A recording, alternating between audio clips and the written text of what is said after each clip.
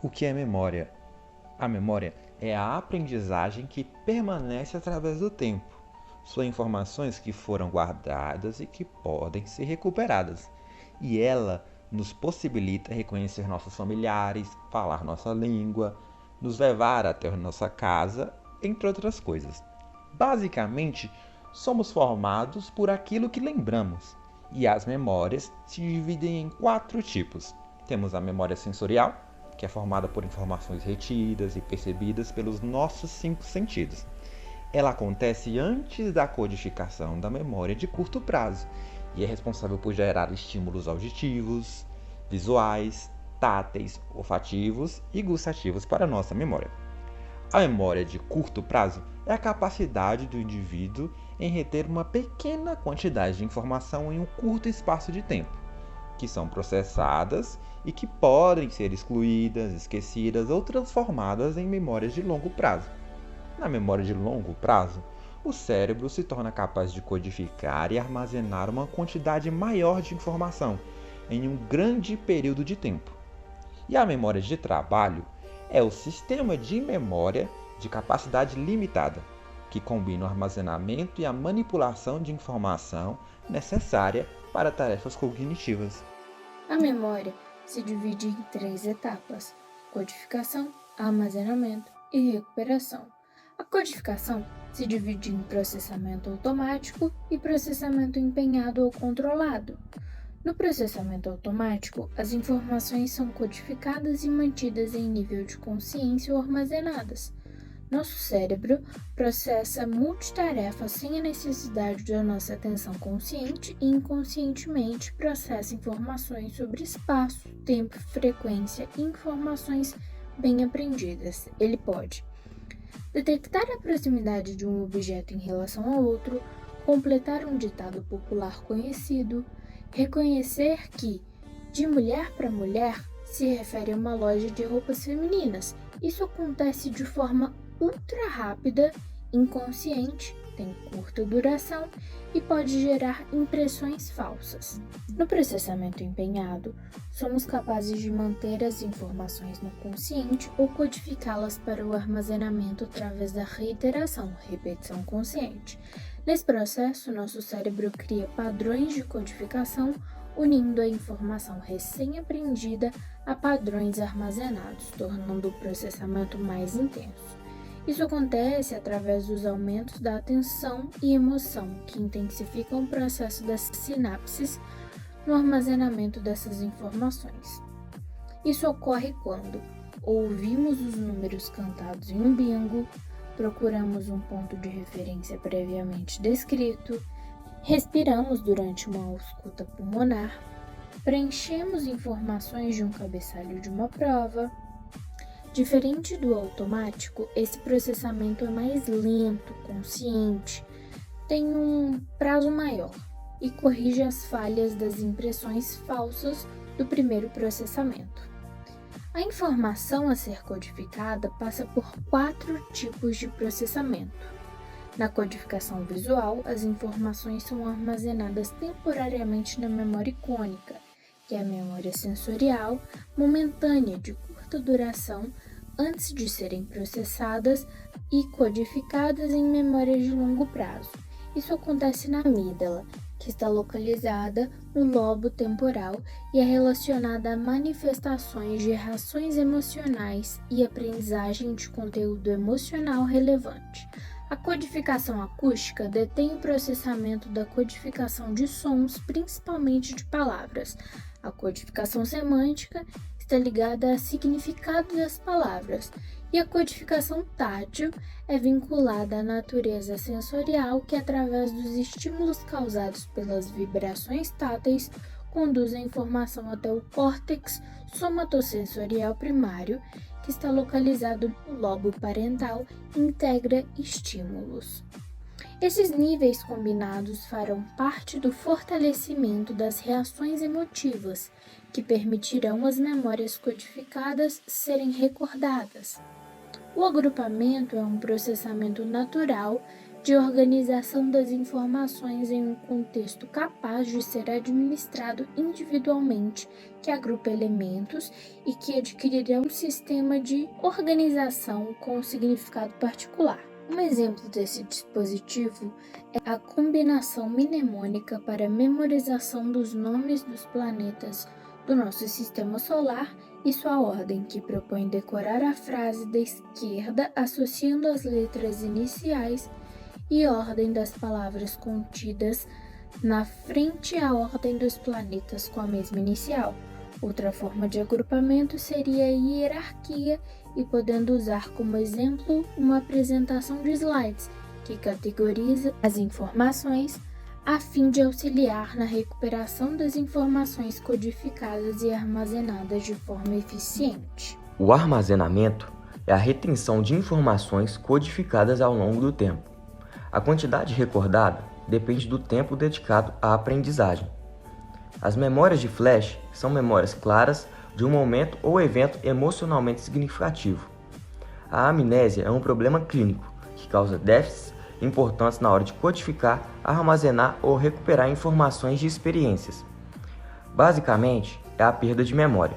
A memória implícita é a retenção independente de lembranças conscientes. A pessoa não se lembra conscientemente do que foi aprendido, mas sabe como fazer. Por exemplo, cantar. E a memória explícita, ou memória declarativa, são de fatos e experiências que o indivíduo é capaz de lembrar conscientemente, como ir a um casamento. A recuperação é a etapa final, resgate de informações codificadas e armazenadas na memória após algum tempo. O reconhecimento é uma medida utilizada para identificar itens que já foram aprendidos anteriormente. Por exemplo, dizer se o tênis que você usa é novo ou velho. Já a reaprendizagem trata-se daquilo que temos dificuldade de lembrar, mas mesmo assim o cérebro está ciente da existência dessa memória. A mente sabe que a informação já passou por ali. O priming costuma ser inconsciente, responsável por associações que a memória faz, como um perfume que te lembra alguém, como aquele famoso cheirinho de casa de vó. O déjà vu é a ativação de pistas subconscientes que associam a situação ou contexto atual a alguma vivência anterior. O filme escolhido para fazer a correlação entre tema e película é A Teoria de Tudo, de 2014, que conta a história de Stephen Hawking, um físico teórico e cosmólogo britânico, reconhecido internacionalmente por sua contribuição à ciência, sendo um dos mais renomados cientistas já conhecidos. A história de Stephen é fascinante, mas neste trabalho não trataremos de suas contribuições e suas conquistas. Falaremos de como Hawking usou a memória para contornar os reflexos de uma doença neuronal motora, a qual foi diagnosticado precocemente aos 21 anos de idade. Essa doença, esclerose lateral amiotrófica. A ELA é uma doença degenerativa e progressiva que afeta o sistema nervoso, acarretando em paralisia motora irreversível. Pacientes diagnosticados com essa doença sofrem com dificuldades de falar, movimentar, engolir e respirar, trazendo na maioria das vezes uma morte precoce. Para explicar melhor o caso de Stephen, consideraremos os estímulos percebidos pelos músculos. Esses estímulos são enviados ao sistema nervoso central através dos neurônios sensoriais.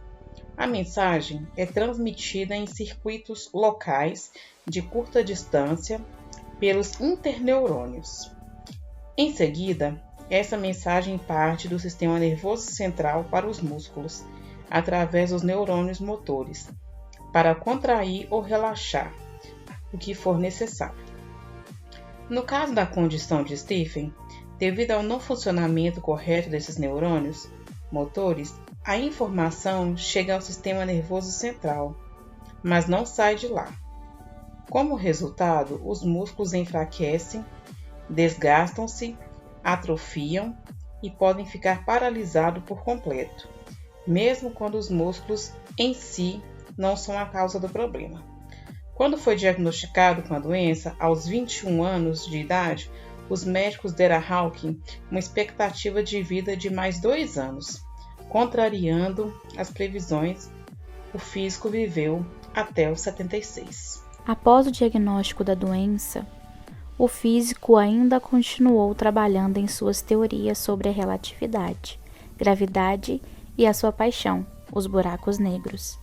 Mas, em 1985, durante uma visita a um centro de pesquisa nuclear entre a França e a Suíça, Hawking teve uma pneumonia tão forte que precisou fazer uma traqueostomia, e este procedimento o deixou sem voz. Após o procedimento e sem voz, Hawking foi apresentado a um sistema de comunicação, um quadro de acrílico com letras e cores. Nesse sistema, Stephen usa da memória a codificação visual e truques mnemônicos de agrupamento. Isto é um quadro para soletrar. Primeiro, me diga que letra você quer, piscando quando disser a cor do grupo que contém a letra. Quando eu souber o grupo, pode escolher a letra dentro desse grupo, piscando de novo quando vir a cor de cada letra do grupo. Acho que é assim. Vamos tentar.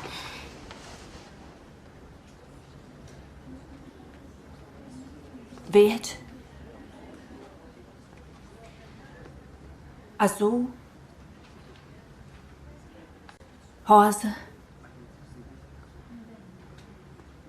Preto. Vermelho. Pisque para escolher a cor do grupo da letra que você quer, Stephen. Vermelho.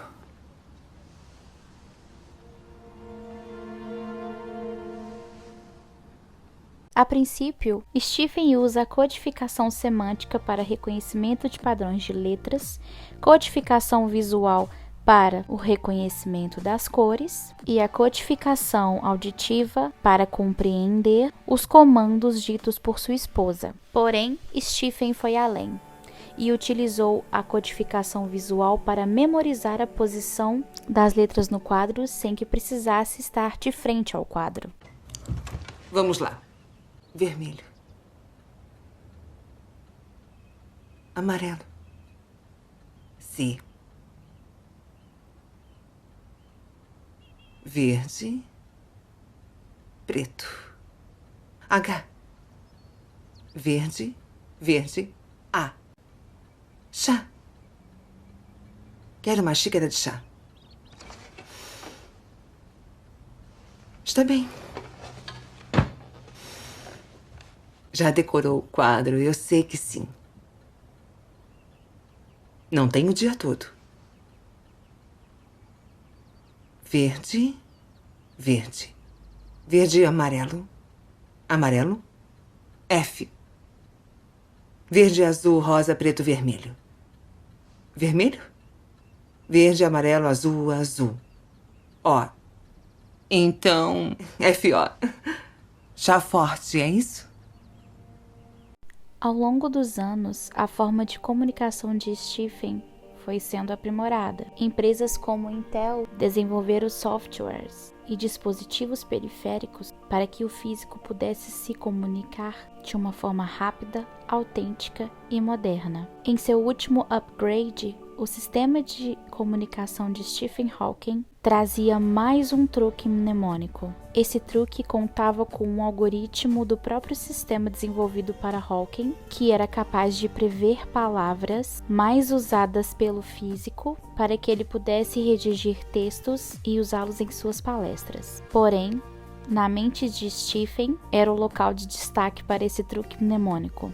O físico era capaz de redigir textos inteiros, sinalizando apenas as 2 primeiras letras de cada palavra. Assim, o físico fazia o agrupamento de palavras com apenas as 2 primeiras letras de cada palavra. E era assim que o físico pensava, pois a sua comunicação dependia deste truque. Com esse truque, o físico pôde escrever seu livro de maior sucesso, A Brief History of Time, uma breve história do tempo. Não existem dúvidas de que a mente brilhante de Stephen Hawking foi capaz de mantê-lo em constante trabalho até o dia de sua morte. Um dos pilares da construção da mente de Stephen Hawking, sem dúvidas, foi o uso assertivo da memória, e como o próprio físico dizia, ele conseguia viajar o espaço dentro de sua própria mente.